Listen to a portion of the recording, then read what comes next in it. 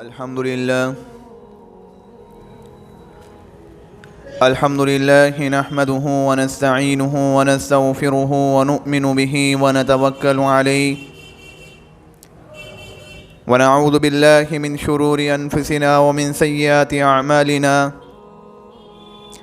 मन यहदिहिल्लाहु फला मुदिल्ल लहु व मन युद्लिलहु फला हादिय लहु व नशहदु अन ला इलाहा इल्लल्लाहु वहदहु ला शरीका लहु व नशहदु अन्ना सय्यिदना व मौलाना मुहम्मदन अब्दुहु व रसूलुहु। अम्मा बाद फ़अऊज़ु बिल्लाहि मिनश शैतानिर रजीम बिस्मिल्लाहिर रहमानिर रहीम। या अय्युहन्नासु इत्तक़ू रब्बकुम इन्न ज़ल्ज़लतस्साअति शैउन अज़ीम। सदक़ल्लाहुल अज़ीम व सदक़ रसूलुहुन नबियुल करीम व नहनु अला ज़ालिका लमिनश शाहिदीन वश्शाकिरीन वल्हम्दुलिल्लाहि रब्बिल आलमीन।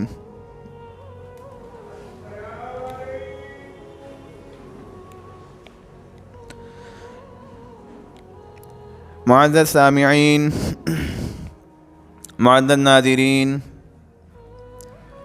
व बिरादरान अज़ीज़,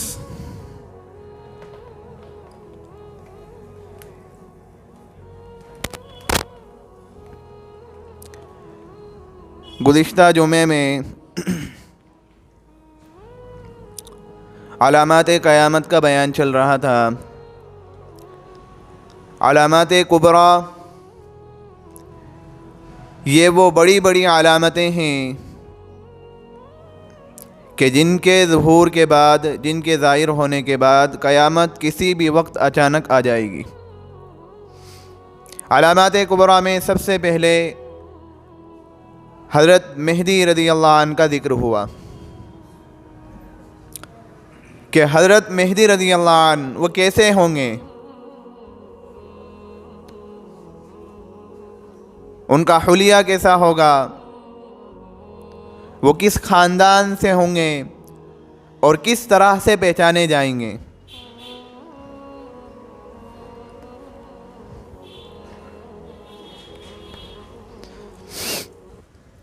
हज़रत मेहदी रज़ियल्लाहु अन्हु के बारे में मुकम्मल तौर पर पूरा ज़िक्र हो चुका कि हज़रत मेहदी रज़ियल्लाहु अन्हु वो किस तरह से पहचाने जाएंगे, और जब वो पहचान लिए जाएंगे तो फिर ज़मीन में किस तरह से एक निज़ाम कायम होगा।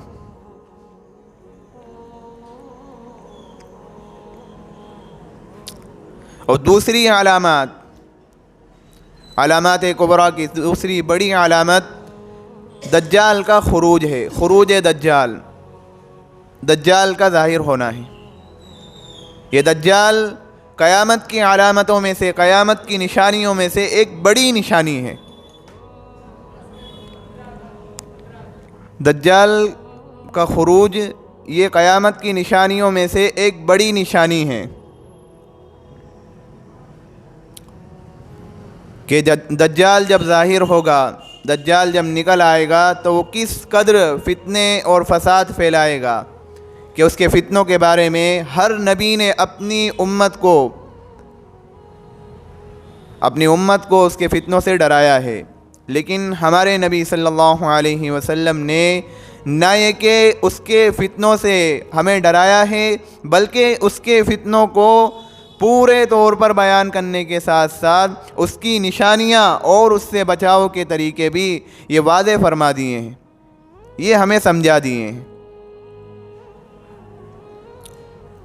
दज्जाल के पास इतनी ताकतें होंगी, ऐसी ताकतें होंगी कि जिसके ज़रिए से वो खुदाई दावा करेगा। ऐसी कुदरत होगी कि वो लोगों के सामने वो उस कुदरत को, वो उस ताकत को ज़ाहिर करेगा और कहेगा कि मैं तुम्हारा खुदा हूँ। लेकिन उसकी झूठे होने की भी अलामतें होंगी। उसकी झूठी होने की एक अलामत ये होगी कि वो आँखों से नज़र आ रहा होगा, वो आँखों से नज़र आ रहा होगा, हालांकि तुम अपने रब को अपनी आँखों से नहीं देख सकते हो।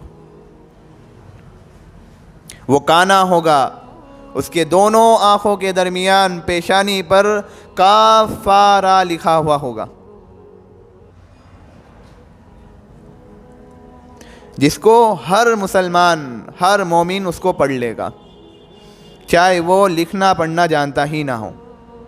उस काफारा जो उसकी पेशानी पर लिखा होगा, हर मुसलमान उसको पहचान जाएगा, देखकर पहचान लेगा कि ये दज्जाल है। नबी अकरम सल्लल्लाहु अलैहि वसल्लम ने ख्वाब में देखा कि आप सल्लल्लाहु अलैहि वसल्लम वो खाने काबा का तवाफ़ फरमा रहे हैं, और तवाफ़ के दौरान आप सल्लल्लाहु अलैहि वसल्लम को दज्जाल दिखाया गया कि वो भारी भरकम जिस्म, सुर्ख रंगत, घुंघरियालू बाल, और इस तरीके से उसकी कानी आँख होगी। एक आँख से वो बिल्कुल नाबीना होगा और उसकी आँख अंगूर की तरह दिखेगी। और दज्जाल का खुरूज सबसे पहले शाम और इराक़ के दरमियान एक घाटी से होगा। उस वक्त उसको कोई पहचान नहीं सकेगा, उसकी कोई शोहरत नहीं होगी। वो एक यहूदी गांव में जाएगा और वहाँ पर जाकर के जो पहले से ही उसके मुंतज़िर होंगे, पहले से उसका इंतज़ार कर रहे होंगे, वो उनको अपने साथ मिलेगा और सबसे पहला पड़ाव खुदो के रमान में करेगा वो। और फिर मुसलमानों के ख़िलाफ़ उसका खुरूज खुरासान से होगा। जब दज्जाल ज़ाहिर होगा तो वो हर तरफ फितना फैलाएगा, फसाद फैलाएगा, तो मुसलमान वो जबल दुखान की तरफ भाग जाएंगे। वो उनका पीछा करेगा और उनका मुहासरा कर लेगा, उनका घेराव कर लेगा, और ये घेराव इतना सख्त होगा कि वो मुसलमानों को मशक्क़त में डाल देगा। फिर ईसा इब्ने मरियम नाजिल होंगे। ईसा अलैहिस्सलातु वस्सलाम लोगों से कहेंगे, अरे तुम्हें इस कज़्ज़ाब, इस झूठे की तरफ निकलने से क्या चीज़ रोक रही है? तुम्हें कौन सी चीज़ इसकी तरफ निकलने से रोक रही है? तो लोग कहेंगे कि ये तो जिन है, इससे मुकाबला करना बहुत मुश्किल है, ये तो जिन्नात है।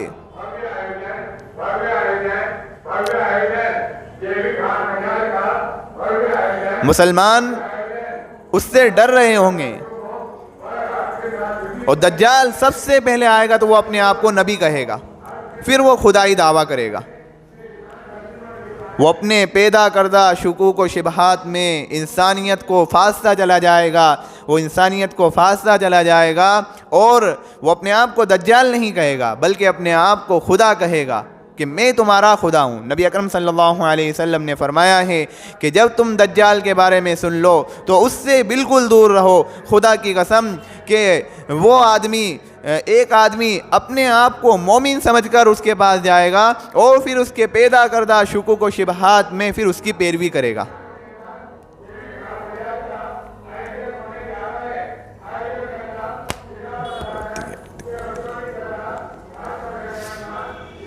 और दज्जाल वो अकेला नहीं होगा बल्कि उसके साथ में 70,000 यहूदी होंगे जो उसका साथ दे रहे होंगे। 70,000 यहूदी का लश्कर उसके साथ में होगा। आज यहूदी जिस मसीह का इंतज़ार कर रहे हैं ये वही काना दज्जाल है। यहूदी उसका इंतज़ार, उसके मुंतज़िर हैं, दज्जाल के मुंतज़िर हैं, उसका इंतज़ार कर रहे हैं कि कब वो निकले। अल्लाह तबारक व तआला की तरफ से दज्जाल को ऐसी ताकतें और ऐसी कुदरतें अता हैं कि वो उनके ज़रिए से फितना फैलाएगा, वो बुराई फैलाएगा। उसके पास आग भी होगी, उसके पास पानी भी होगा, और जो उसके पास आग होगी दरअसल वो पानी होगा, और जो पानी होगा वो दरअसल आग होगी। ज़ाहिर में तो उसके पास जो आग नज़र आ रही होगी तकलीफ़ दे, तो वो दरअसल आग नहीं, वो पानी होगा, और जो पानी नज़र आ रहा होगा ज़ाहिर में वो आग होगी। नबी अकरम सल्लल्लाहु अलैहि वसल्लम ने फरमाया है ये उसके पास अल्लाह तबारक व तआला की तरफ से कुदरत होगी। तो आप सल्लल्लाहु अलैहि वसल्लम ने इसके बारे में फरमाया कि वो इन चीज़ों से निहायत ही हक़ीर होगा, उसकी कोई हैसियत नहीं होगी इन चीज़ों के बारे में। लेकिन अल्लाह तबारक व तआला उसको इस बात का इख्तियार देगा, उसको इस बात की इजाज़त देगा ताकि लोगों को आज़माया जा सके कि वो अल्लाह पर यकीन रखते हैं या दज्जाल पर यकीन करते हैं।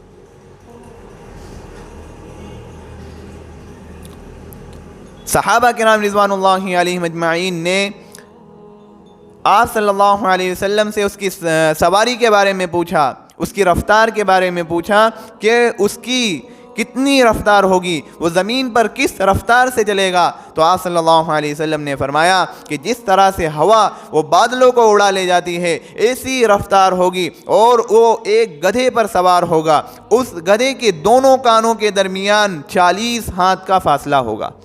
इतना बड़ा गधा, इतनी बड़ी उसकी सवारी होगी। वो एक देहाती से कहेगा कि जो तुम्हारे माँ बाप मर गए हैं, मैं अगर उनको तुम्हारे लिए ज़िंदा कर दूं तो तुम क्या कहोगे, बताओ। दज्जाल उससे कहेगा कि मैं तुम्हारे माँ बाप को तुम्हारे लिए अगर ज़िंदा कर दूं दोबारा तो तुम इस पर क्या कहोगे, क्या तुम इस बात का यकीन करोगे, इस बात की शहादत दोगे कि मैं खुदा हूँ। तो वो कहेगा क्यों नहीं, मैं इस बात की गवाही दे दूंगा कि तुम खुदा हो। तो फिर दो शैतान उसके माँ बाप की शक्ल में उसके सामने आ जाएंगे और कहेंगे कि बेटा, ए हमारे प्यारे बेटे, कि इसकी इताअत करो, इसकी बात को कबूल कर लो, ये तुम्हारा खुदा है। वो एक इलाके से गुजरेगा तो उस इलाके के लोग दज्जाल की तकज़ीब कर देंगे, उसको झुटला देंगे, कहेंगे तू तो दज्जाल है, तू झूठा है, तू कज़्ज़ाब है। तो उसके नतीजे में उनका भारी नुकसान हो जाएगा, उनके जानवर हलाक हो जाएंगे, पूरे कौम के पूरे इलाके के जानवर हलाक हो जाएंगे, उनकी खेतियाँ ख़राब हो जाएगी। दूसरे इलाके से गुजरेगा तो वो लोग उसकी तस्दीक कर देंगे, वो लोग कहेंगे कि हाँ तुम हमारे खुदा हो। तो उसके नतीजे में वो आसमान को हुक्म देगा तो आसमान से बारिश बरसेगी, ज़मीन को हुक्म देगा, ज़मीन में खूब पैदावार होगी।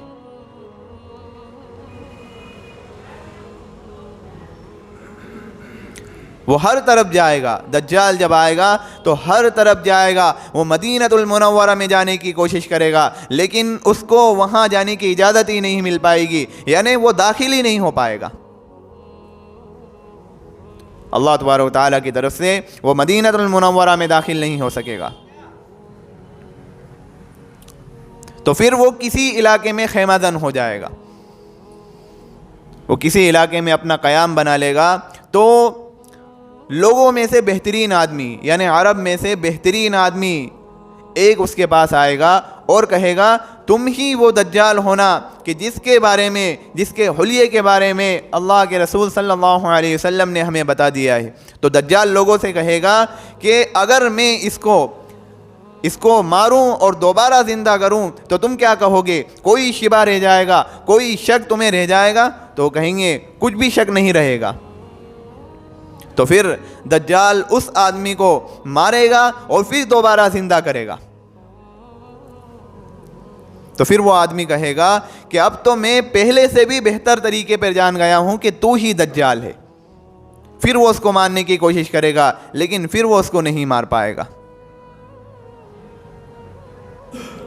दज्जाल के पास इतनी कुदरत होगी कि वो अंधे को, जो मादरजात अंधा होगा, माँ के पेट में से जो अंधा पैदा हुआ होगा, उसको ठीक कर देगा, उसको सही सालिम कर देगा। जो कोड़ी के मरीज़ होंगे उनको भी सही सालिम कर देगा, मुर्दों को ज़िंदा कर देगा। उसके पास तमाम ज़िंदगी गुजारने के वसाइल होंगे, आग, पानी, ग़िज़ा उसके पास होगी। और जो उसके मानने वाले होंगे वो उनको खूब ऐश व इशरत देगा,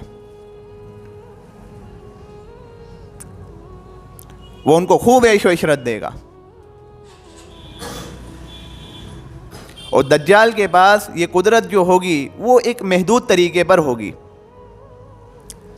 अल्लाह तबारक व तआला की तरफ से उसके पास ताकतें होंगी, उसके पास कुदरतें होंगी, लेकिन वो महदूद तरीके पर होंगी कि वो एक इंसान को मारेगा फिर दोबारा ज़िंदा करेगा, लेकिन फिर नहीं मार सकेगा, उसके पास वो कुदरत महदूद होंगी। आज इस बात में दिलचस्पी होती है कि भाई दज्जाल कहाँ है।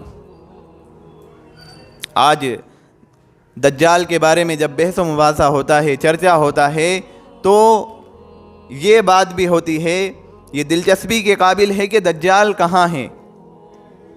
नबी अकरम सल्लल्लाहु अलैहि वसल्लम के ज़माने में दज्जाल के मकाम का तज़किरा कि आप सल्लल्लाहु अलैहि वसल्लम के ज़माने में लोग वहाँ पर पहुँचे हैं, लेकिन उसके बाद दज्जाल कहाँ है इसके बारे में कोई ज़िक्र नहीं। अल्लाह तबारक व तआला ही जानते हैं कि वो कहाँ है। लेकिन हाँ, वो समंदर के किसी इलाके में है, समंदर के किसी इलाके में, एक जजीरे में, वो वहाँ पर अल्लाह तबारक व तआला ने उसको कैद कर रखा है। आज से कई साल पहले समंदर के किसी इलाके में, वहाँ पर यानी उस इलाके में जब भी कोई एरोप्लेन या विमान या बहरी जहाज़ जैसे ही उस इलाके में दाखिल होते तो उसका कोई पता नहीं चलता था। वो जैसे ही उस इलाके में आए तो उनका रब्त हेडक्वार्टर से टूट जाया करता था, उनका नेटवर्क बिल्कुल ख़त्म हो जाता था और फिर उसके बारे में पता ही नहीं चलता था कि उसका क्या हुआ। 1942 में एक एरोप्लेन वहाँ पर उस इलाके में आया और गायब हो गया। वो एक इलाका है जिसको बरमूदा ट्रायंगल कहा जाता है, 3-4 लाख किलोमीटर के एरिया में वो फैला हुआ है। तो वहाँ पर 1942 में एक प्लेन वहाँ से गुजरा, जैसे ही वो इस इलाके में दाखिल हुआ तो वो गायब हो गया, उनका नेटवर्क बिल्कुल ख़त्म हो गया। फिर एक टीम, एक रेस्क्यू टीम, एक बैकअप के लिए उनकी यानी खोज के लिए वहाँ पर गई, उसका भी पता नहीं चला। फिर एक विमान, एक एरोप्लेन को खोजने के लिए भेजा, किसी का कुछ पता नहीं चला। इसी तरीके से एक और जापान के अंदर ये समंदर के एक बहरे अटलांटिक, ये वहाँ पर है ये बरमूदा ट्रायंगल। और इसी तरीके से जापान में एक है ड्रैगन ट्रायंगल, वहाँ पर भी इस किस्म के बहुत सारे वाक़यात हुए।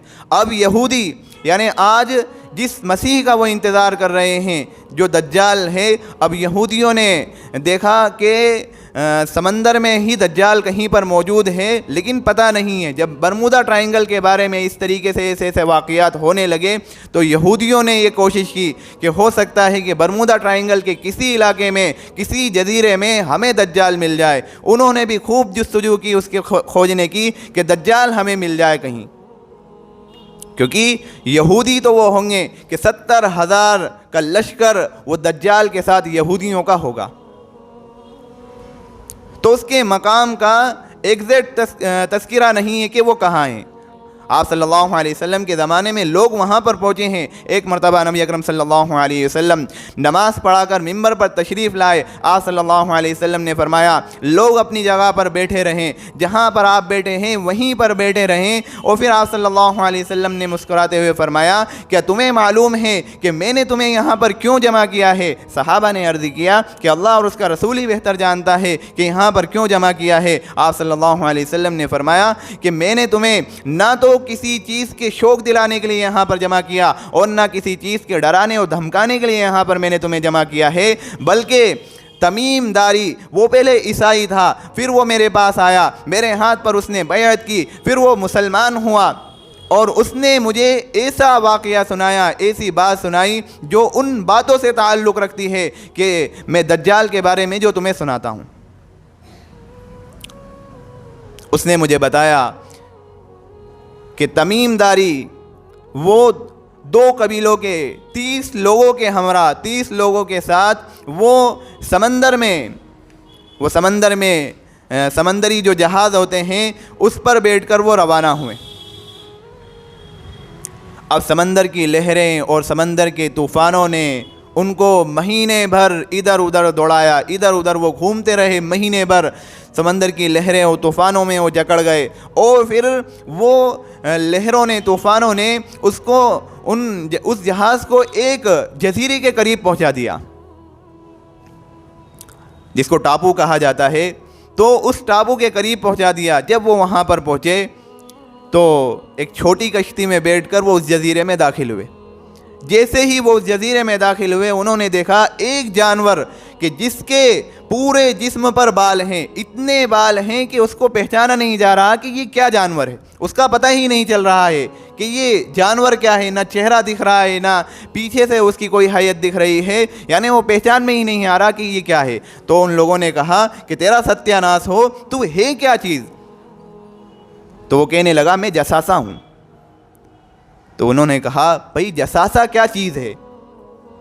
तो उस जानवर ने कहा कि तुम, यानी इशारा करके किसी खंडर की तरफ उसने इशारा किया कि तुम उस आदमी की तरफ जाओ, वो आदमी तुमसे बात करने के शौक़ में तुम्हारा इंतज़ार कर रहा है। तो वो कहने लगे कि शायद कि ये शैतान हमें दिखता है। हम तेज़ी से चलकर उस जगह में दाखिल हुए। जैसे ही हम उस जगह में दाखिल हुए, हमने एक आदमी को देखा जो घुटनों से लेकर टखनों तक जंजीरों में जकड़ा हुआ था। उसके हाथ उसके कानों में यूं जकड़े हुए थे। तो जैसे ही हमने उसे देखा, हमने कहा तेरा सत्यानाश हो, तू क्या चीज़ है, तू कौन है? तो वो कहने लगा कि मेरा पता तो तुम्हें अनकरीब चल जाएगा, पहले तुम बताओ कि तुम कौन हो। तो वो कहने लगे हम अरब से आए हैं, कि हम समंदरी सफ़र में, हम जहाज़ पर थे, तो समंदर की लहरों ने, तूफ़ानों ने हमें महीने भर इधर उधर दौड़ाया और फिर हम इस जजीरे के करीब पे आ गए और एक जानवर ने हमें यहाँ पर पहुँचा दिया। तो फिर उस आदमी ने कहा कि मैं तुमसे कुछ पूछना चाहता हूँ, तुम उसका जवाब देना। उन्होंने कहा तुम क्या पूछना चाहते हो? उसने सबसे पहले सवाल किया कि तुम बेसान के नखलिस्तान के बारे में हमें बताओ। तो वो कहने लगे तुम्हें बेसान के नखलिस्तान के बारे में तुम्हें क्या पूछना है? तो उसने कहा कि मुझे बताओ कि वहाँ के दरख्तों पर फल आते हैं। हमने कहा हाँ, वहाँ के दरख्तों पर अभी फल आते हैं। उनने कहा कि एक ज़माना ऐसा आने वाला है कि वहाँ के दरख्तों पर फल नहीं आएंगे। फिर उसने कहा मुझे तिबरिया की झील के बारे में बताओ, क्या उसमें पानी है? हमने कहा हाँ, उसमें अभी बहुत पानी है। उसने कहा एक ज़माना ऐसा आने वाला है कि उसमें पानी नहीं बचेगा, वो झील पूरी सूख जाएगी। फिर उसने कहा कि मुझे ज़गर के चश्मे के बारे में बताओ, क्या उसमें अभी पानी है और लोग उस पानी से अपने खेतियों को सैराब करते हैं, अपने जानवरों को पानी पिलाते हैं? हमने कहा हाँ, अभी उसमें बहुत पानी है और लोग उसको अपने लिए इस्तेमाल करते हैं, अपनी खेतियों को सैराब करते रहते हैं, अपने लिए काम में लाते हैं। फिर उसने पूछा कि मुझे नबीउल उम्मीयीन के बारे में बताओ कि उसने क्या किया। हमने कहा नबीउल उम्मीयीन सल्लल्लाहु अलैहि वसल्लम वो दुनिया में आ चुके हैं और उन्होंने मक्का से मदीना मुनव्वरा की तरफ हिजरत कर ली, अपना एक नया स्टेट बना लिया है। फिर उसने कहा क्या अरबों ने उनके साथ जंग की है? हमने कहा हाँ, उन्होंने उनके साथ जंग की है और वो लोगों पर गालिब आ रहे हैं, वो अरबों पर गालिब आ चुके हैं, उनका एक नया स्टेट बन चुका है। लोग हर दिन उनके साथ, यानी एक जुग दर जुग जमात उनके साथ शामिल हो रही है। तो उसने कहा क्या वाकई ऐसा हो चुका है? हमने कहा हाँ, ऐसा हो चुका है। फिर उसने कहा अब मैं तुम्हें अपने बारे में बताता हूँ, मैं दज्जाल हूँ और अनकरीब मुझे निकलने की इजाज़त मिल जाएगी। दज्जाल हर तरफ घूमेगा, वो हर तरफ जाएगा, लेकिन वो मस्जिदुल हराम, मस्जिदुल अक्सा, मस्जिद नबवी और मस्जिद तूर सीना, हज़रत मूसा अलैहिस्सलातु वस्सलाम की वो मस्जिद है, यहाँ पर वो नहीं जा सकेगा।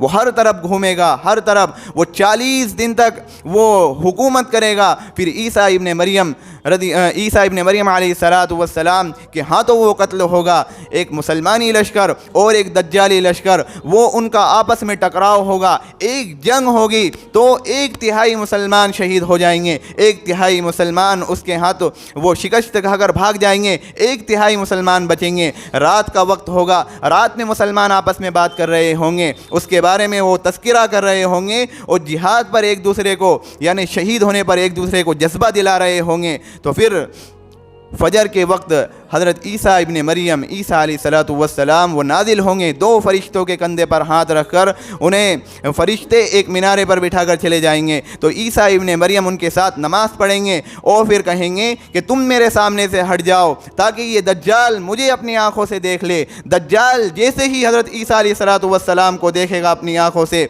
वो ऐसा पिघलेगा जैसे कि धूप में कोई चिकनाई की चीज़ पिघल जाती है, वो ऐसा घुलेगा जैसे कि पानी में नमक घुल जाता है। और फिर हज़रत ईसा अलैहिस्सलातु वस्सलाम उससे जंग करेंगे और दज्जाल को अपने हाथों से कत्ल कर देंगे। फिर सुलेब टूटेगी और खिंजीरों को कत्ल किया जाएगा। तो अज़ीज़ान गिरामी वक़ार, दज्जाल का फितना इतना ख़तरनाक फितना होगा कि दज्जाल वो कज़्ज़ाब जब आएगा लोगों को इस कदर फितनों में मुब्तला कर देगा कि लोग हैरान व परेशान हो जाएंगे, उनके ईमान का ठिकाना नहीं रहेगा। अज़ीज़ान गिरामी, आज भी वो दज्जाल तो क़ुर्ब क़यामत में आखिरी ज़माने में ज़ाहिर होना ही होना है, लेकिन आज भी दज्जाल ज़ाहिर हो रहे हैं। वह सर उठाकर वो झूठे कज़्ज़ाब, दज्जाल का माना ही है कज़्ज़ाब का, झूठे होने का, दावेदार यानी झूठे का। तो आज भी ऐसे ऐसे कज़्ज़ाब, ऐसे ऐसे दज्जाल ज़ाहिर हो रहे हैं। कोई दावा कर रहा है कि मैं मेहदी हूँ, कोई दावा कर रहा है मैं ईसा हूँ, कोई एक और नया दावा कर रहा है मैं मेहदी हूँ। यानी हज़रत मेहदी और हज़रत ईसा के दावे के नए नए दज्जाल, नए नए चेहरे उभर के आ रहे हैं। और अज़ीज़ान गिरामी, फ़िक्री की बात यह है कि लोग उसमें शामिल होते चले जा रहे हैं। लोगों को अपने ईमान का पता नहीं चल रहा। एक ने कहा मैं ईसा हूँ, ठीक है हमने मान लिया तुम ईसा हो, हमारा यकीन हमारा ईमान है। एक ने कहा मैं मेहदी हूँ, ठीक है हमने मान लिया। अज़ीज़ान गिरामी वक़ार, ये वक्त हमें महफूज करने का है कि हम अपने आप को महफूज कर लें। सही इल्म की रोशनी में उलमा से जुड़कर हम इस तरह के फितने और इस तरह के कज़्ज़ाब दज्जालों के चक्कर में ना आए, वरना तो ईमान का भी ठिकाना नहीं रहेगा। पता ही नहीं चलेगा कि कब आप अपने ईमान से कुफ्र में चले गए। इसलिए अपनी हिफाजत फरमाएं। अल्लाह तबारक व तआला हमें तमाम दज्जाली फितनों से हिफाजत